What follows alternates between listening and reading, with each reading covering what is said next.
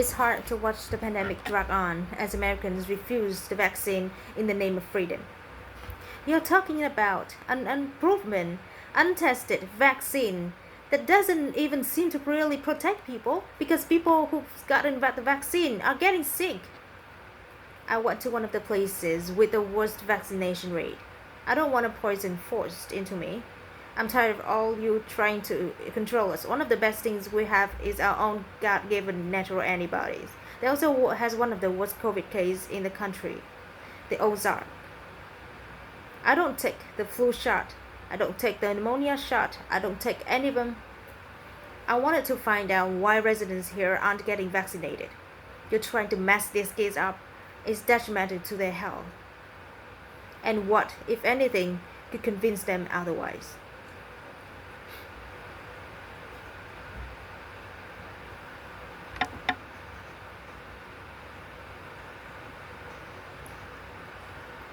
Hey, Mr. Green. It's Dr. Martin here. How are you? I heard you had a rough night last night. Christopher Green is 53 years old and fighting for his life. Like 90% of the patients in this packed hospital, he's unvaccinated.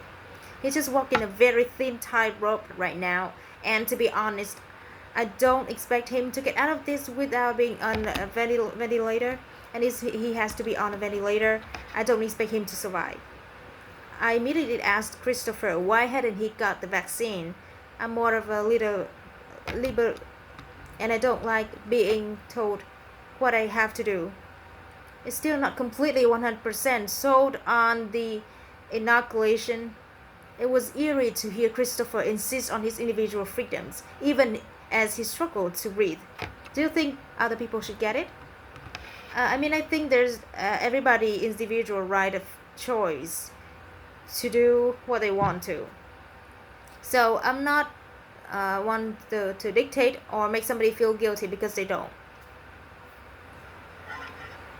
Christopher represents the genuine challenge. Do the American values of individual choice have to take priority over public health? By the time they're here, what can you do, And it was somebody is in a room really sick and can't breathe and suffering, and it's just not a good time for a lecture. But the result in a place like Mountain Home is a 36% vaccination rate, and people are dying. Let everyone live their own life. I heard this over and over. Freedom, choice. Don't do it because somebody is pressuring you to do it. Everyone has a right to choose. Almost everyone I met in Mountain Home told me they knew someone who died from COVID. Most people are undoubtedly concerned about the pandemic here. It didn't feel to me like a QAnon convention. Misinformation certainly exists here, but a powerful force behind this hesitancy is this fundamental idea of personal freedom.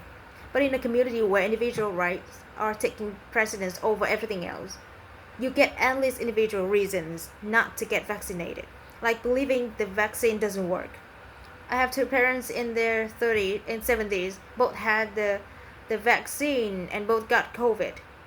A preference for hearsay. He had heard that the people that were spreading the virus were people that already had the vaccine, and that they were carriers.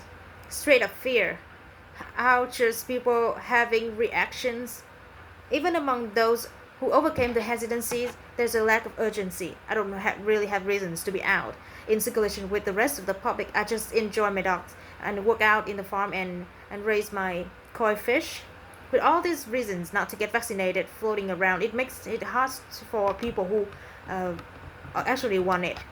I have a parent who not necessarily support vaccinations. It was hard because she asked me what was going. I was like, oh, I'm going to get vaccinated. And she was not very happy with that. What struck me was that Mary Beth had the courage to go against the grain.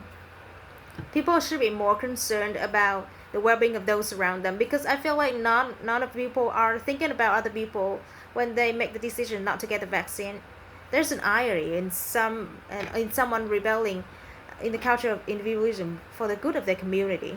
But voices like Mary Beth are drowned down by the leaders who are contradicting public health officials. No, the state is not gonna be requiring and mandating vaccinations, and I don't believe anyone should be forced to take the vaccine. It should be your personal choice. These vaccines are always voluntary and never forced. We don't have to accept the mandates, lockdowns, and its harmful policy. And Betty, we can either have the free society or we can have the biomedical security state. There's no better place to see the impact of this political rhetoric than this hospital. Only about 50% of staff are vaccinated. None of the unvaccinated staffers were willing to talk. There are just a lot of people that you cannot convince to get vaccinated. Patients, employees, it's very frustrating. It's sad. It's, I don't know, it's disappointing. Just a few months ago, the staff was planning a cookout to celebrate the end of COVID. But instead of barbecuing, they're now battling another surge. It's exhausting. We're exhausted. We don't have staff. We don't have beds. One obvious way out is to mandate the vaccine. But in April, the governor signed a law banning government mask mandates and vaccine passports. That shifts the responsibility mostly to private entities. Vaccine are requirements as part of employment, attending school, participating in sports. Are reluctant motivated some to overcome their hesitancy. It seems to me that the only other thing that actually sways people here is being in the hospital.